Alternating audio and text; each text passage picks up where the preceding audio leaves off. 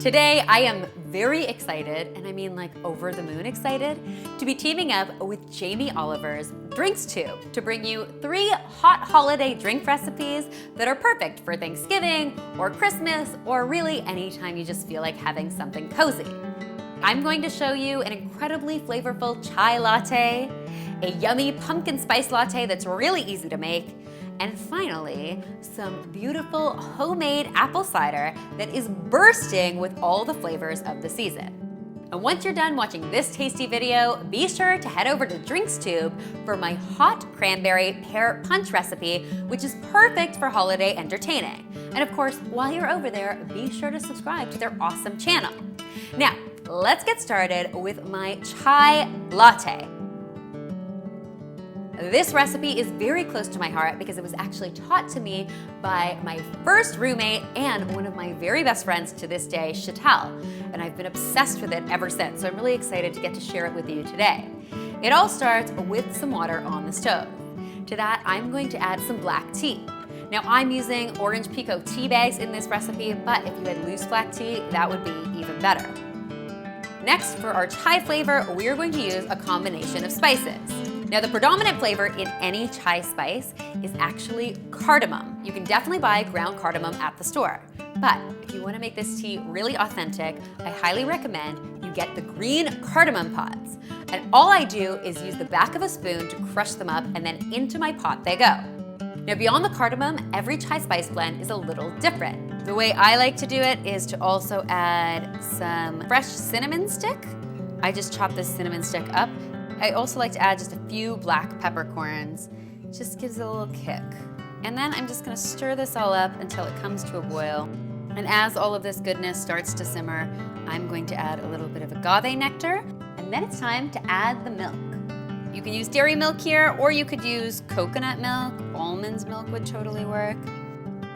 Now, the way Chantal taught me, it's not actually done until the milk starts to scald and it gets really foamy and bubbly on top. Then it's just a matter of simply straining it over your mug. How easy was that? Some of my fondest memories include a good book and this amazing tea.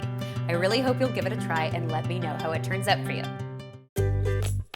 Next up, we've got a classic pumpkin spice latte that just happens to include some actual pumpkin. How great is that? So once again, we are going to start by heating up some milk on our stove. In this case, I'm going to use some almond milk, but you could definitely do this with dairy milk if you wanted to. But almond milk keeps this PSL totally vegan. Once my milk starts simmering away, I'm going to add a shot of espresso. Now, if you don't have espresso, you could also add some instant espresso powder. That would definitely work as well. For sweetness this time, we're actually going to be using some maple syrup because maple and pumpkin is where it's at. We're actually gonna add some pumpkin just to get crazy. Pumpkin's full of nutrition. You should be eating more pumpkin. We're also going to add some pumpkin pie spice, which is really the secret behind pumpkin spice anyway. Now, you could definitely use store-bought pumpkin pie spice, that would work, but if you wanted to take this to the next level, I highly recommend trying to make your own. I've left the recipe in the description box below, or you can click this thumbnail for a how-to tutorial. Then it's just a matter of whisking all of this yumminess together and into the glass it goes. There you go, pumpkin spice latte. That'll be $7, please.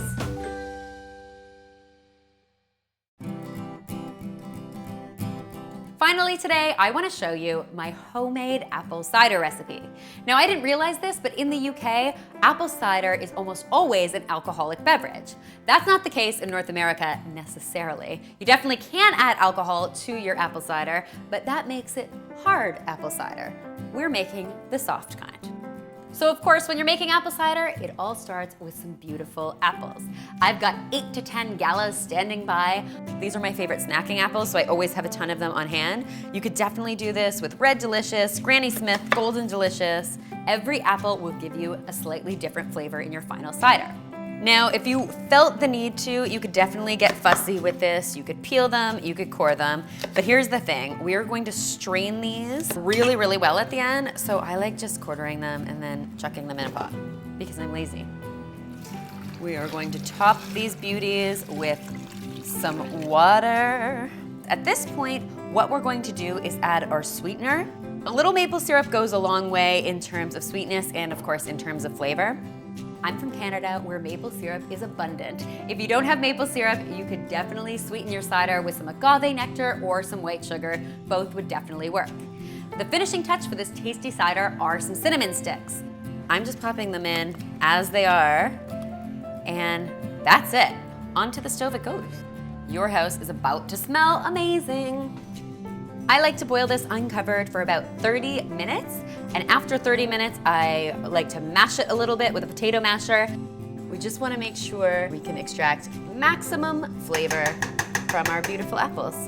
On goes the lid, down goes the heat, and I simmer it for almost 2 hours. The longer it simmers, of course, the more delicious it becomes. After 2 hours, your cider is ready to rock. All I'm going to do is use a slotted spoon to remove the large pieces of solids, and then I'm going to pour the mixture through a fine mesh sieve. I really don't want to lose any of the liquid. To make sure I've removed all the pulp, I'm going to strain it a second time through some cheesecloth.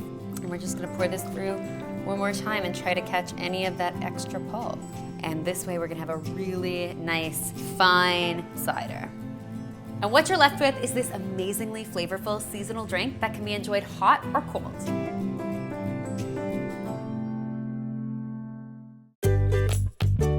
I really hope you'll give these tasty recipes a try, and if you do, be sure to tweet or Instagram me a photo because you know I love seeing what you're coming up with in your very own kitchens.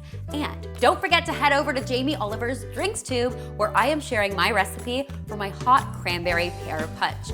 Trust me, it is delicious and totally worth the visit. And finally, if you haven't already, be sure to subscribe to The Domestic Geek because there is lots more deliciousness where this came from.